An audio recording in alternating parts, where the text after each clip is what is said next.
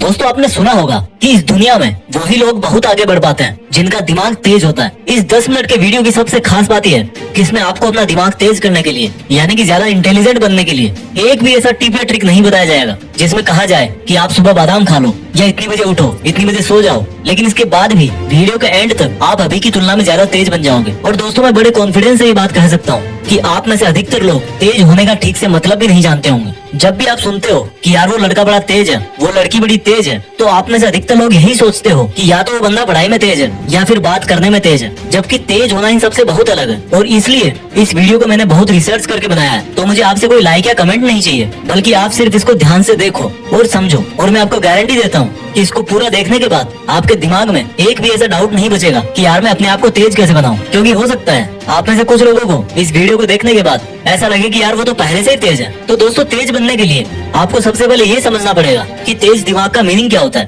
तेज दिमाग का मीनिंग है ज्यादा इंटेलिजेंट होना।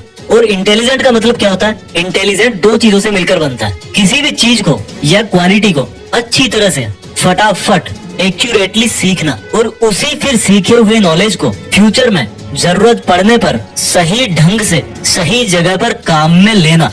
सिंपल वर्ड्स में समझाता हूँ, यानी कि अगर आपने इन दो चीजों में महारत हासिल कर ली कि सीखना क्या होता है और उसको काम में कैसे लिया जाता है, तो लोग आपके बारे में यही बोलेंगे कि यार ये बंदा ना भाई सच में इंटेलिजेंट है। किसी भी चीज को सीखना और काम में लेना सुनने में बहुत ही छोटे लग रहे हैं, लेकिन यही वो दो चीजें हैं जो सक्सेसफुल लोगों को एक नॉर्मल आदमी से अलग बनाती है। तो मैं आपको सीखना और काम में लेना एकदम खुल्लम खुल्ला बताऊंगा, एकदम सिंपल वर्ड्स में बताऊंगा। आपको अब यहाँ से इस वीडियो की एक भी लाइन मिस नहीं करनी है। सबसे पहले बात करता हूँ सीखने के बारे में कि क्या सीखें और कैसे सीखें। दोस्तों इंग्लिश के अंदर एक कहावत है कि master of all jack of none, यानी कि अगर आप सब कुछ सीखना चाहोगे तो कुछ भी ठीक से नहीं सीख पाओगे। कहने का मतलब है अगर आप ये सोच रहे हो कि इस दुनिया का हर तरह का टैलेंट, हर तरह का ज्ञान मैं अपने दिमाग में भर लूं और फिर इंटेलिजेंट कहलाऊंगा, तो मेरे भाई आप बेवकूफ हो। मुझे एक बात का आप जवाब दो, आपने अभी तक अपनी लाइफ में जितने भी बड़े लोगों का नाम सुना है, उन बड़े लोगों में से कितने ऐसे लोग हैं जिन्होंने एक से ज्यादा फील्ड में अपना नाम कमाया है? आपको शायद ही ऐसा कोई सक्सेसफुल इंसान मिलेगा जिसने फुटबॉल में वर्ल्ड कप जीता हो,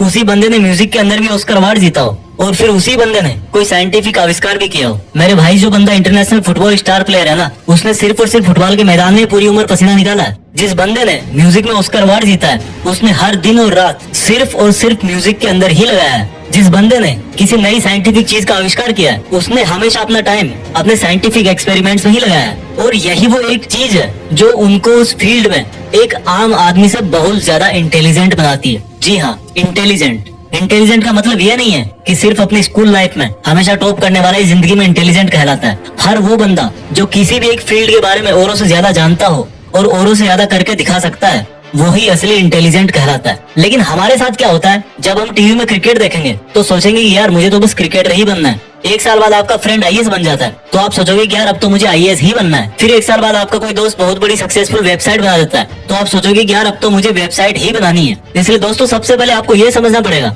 कि सक्सेसफुल होने के लिए अपने करियर का, अपने फील्ड का डिसीजन एक बार ही सोच समझ के लिया जाता है। और आपने एक बार जैसा भी डिसीजन ले लिया, आपको उसे कभी नहीं छोड़ना है। क्योंकि मैं 100% कॉन्फिडेंस के साथ बोल सकता हूँ कि अगर आपने हमेशा अपना टारगेट, अपनी डायरेक्शन पूरी जिंदगी भर एक ही तरफ रखी है, तो आप उसमें निश्चित रूप से इंटेलिजेंट बन जाओगे। और इंटेलिजेंट बनने के बाद आप क्या कर सकते हो वो तो आपको भी पता होगा।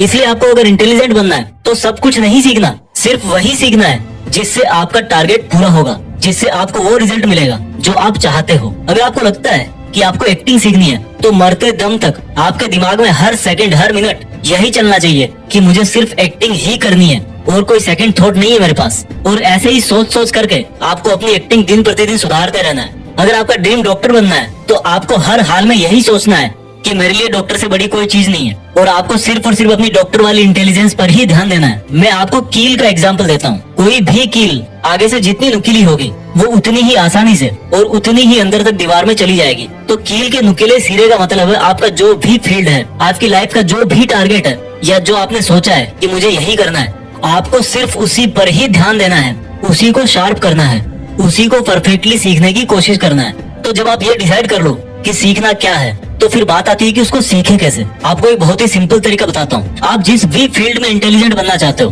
उस फील्ड में ये देखो कि आपसे पहले और कितने इंटेलिजेंट सक्सेसफुल लोग हैं, और उन सब इंटेलिजेंट्स में सबसे टॉप के इंटेलिजेंट्स कौन कौन है। जैसे मान लो आपको एक ऐसा इंटेलिजेंट क्रिकेट प्लेयर बनना है जिसको सब पता रहता है कि कौन सी बॉल पर किस तरफ कौन सा शॉट मारना है। तो अब आपने ये देखना शुरू किया कि क्रिकेट की हिस्ट्री में बड़े बड़े प्लेयर कौन कौन से हैं। उनमें से एक नाम निकल के आया सचिन तेंदुलकर। अब आपको सचिन तेंदुलकर की तरह एक पावरफुल बैट्समैन बनना है, तो आप उनके पुराने मैच देखो, उनके इंटरव्यू देखो, उनकी लाइफ के बारे में पढ़ो, वो किस तरह से अपने आप को मोटिवेट रखते हैं, उन्होंने किस किस प्रॉब्लम का सामना किया है और उन प्रॉब्लम्स को कैसे सॉल्व किया है, उन सबको जानो। इस तरह से आपको ऐसी बहुत सारी चीजें पता लग जाएगी जो आपके फील्ड में जानना बहुत जरूरी होती है, और वही बातें आपको इंटेलिजेंट बनाती है। क्योंकि हो सकता है आप जिस भी फील्ड में इंटेलिजेंट बनना चाहते हो, उसके लिए आपको बहुत बहुत जगह से सीखने को मिल सकता है। सीखने के हजारों तरीके हैं, लेकिन कुछ भी सीखने के पहले ये अच्छी तरह से ध्यान रखना कि क्वांटिटी पर नहीं, क्वालिटी पर ध्यान देना है। आपको एग्जाम में टॉप करने के लिए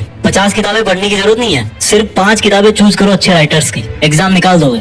ये तरीका है सीखने का। और सीखने में सबसे जरूरी चीज क्या होती है? मेमोरी, याददाश्त। अगर आपको लगता है कि आपकी मेमोरी कमजोर है, तो इस पर मैंने एक वीडियो ऑलरेडी बना रखा है। इस वीडियो के खत्म होने के बाद ही उसको देखना। लिंक यहाँ पर आई बटन में भी है और नीचे डिस्क्रिप्शन में भी लिखी है। लेकिन अभी मैं इस वीडियो में बहुत कुछ बताऊंगा, पहले इसको पूरा देख के जाओ। तो जब आप ये जान जाओगे कि आपको क्या सीखना है और कैसे सीखना है, तो आप 50% इंटेलिजेंट बन जाओगे। बाकी के 50% इंटेलिजेंट तब बनोगे जब वो सीखे हुए को ठीक तरीके से अप्लाई करोगे, काम में लोगे। तो जब आपको ये लगे कि यार मैंने काफी सीख लिया है, अब टाइम आ गया कि उसको यूज कैसे करें, कहाँ करें। तो जैसे मान लो क्रिकेटर वाला एग्जांपल ही वापस लेते हैं कि आपकी नेट प्रैक्टिस पूरी हो गई, अब टाइम है आपके रियल मैच का, या आपकी पढ़ाई पूरी हो गई, अब टाइम है एग्जाम का।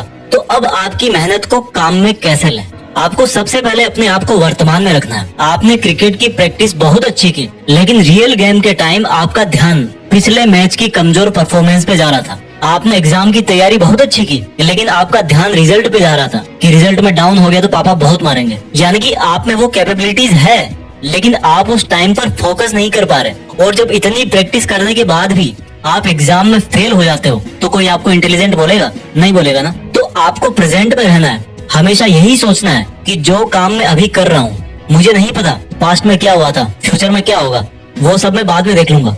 मुझे सिर्फ अभी इस काम पर फोकस करना है जो मैंने शुरू किया है। इस तरह से आप अपने सीखे हुए को काम में ले पाओगे। जब आपको लगे कि यार प्रॉब्लम आ रही है, तो आप ये महसूस करो कि जिस प्रॉब्लम में आप अभी हो, उससे निपटने के लिए आपने बहुत पहले ही ईमानदारी से बहुत मेहनत करी है, और आपको अपनी काबिलियत पर पूरा भरोसा है कि आप इस प्रॉब्लम को भी सोल्व कर ही दोगे। ऐसा करने से आपके अंदर कॉन्फिडेंस आएगा। मैं ये नहीं कहता कि कॉन्फिडेंस आने के बाद भी आप उस प्रॉब्लम को सोल्व कर ही दोगे, लेकिन इतना जरूर कहता हूँ कि उस वक्त की असफलता आपको आने वाले टाइम के लिए जरूर तैयार करके जाएगी। और इस तरह से आप अपने नॉलेज को बेटर तरीके से यूज कर सकते हो। प्रॉब्लम के अगेंस्ट अपना रिस्पॉन्स टाइम घटाओ।